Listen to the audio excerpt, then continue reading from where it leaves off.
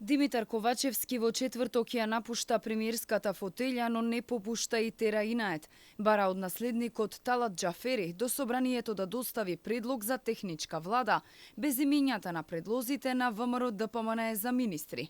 Упорно тврди дека никаде во светот немало ситуација во која некоја партија предлага министри, а не гласа за нив.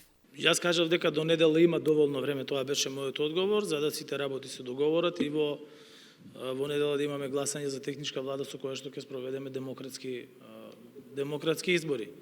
Затоа велам дека има доволно време, бидејќи сите треба да бидат сериозни. Не може некој да се однесува како 13 годишно дете. Јас ќе предложам и нема да гласам ова, нема да гласам она, значи секој мора да биде сериозен. Никаде во свет нема да предлагате министри, а друг да ви ги гласа. Еве, најдите ми еден пример кај што некој предложил министри и барал да му ги гласа некој друг.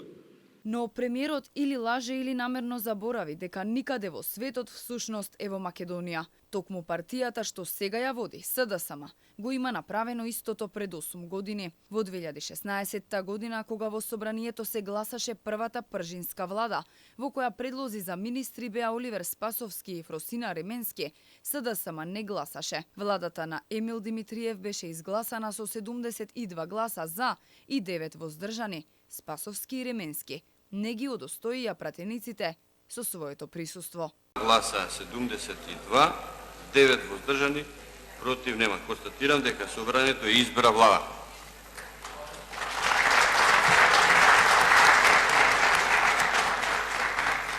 На седницата на која што се избра преодната влада не беа присутни двајцата министри од опозицијската СДСМ Оливер Спасовски и Фросина Ременски. Најдоцна до недела на полноќ Македонија ќе ја добие третата преодна влада, предводена од Талат Џафери.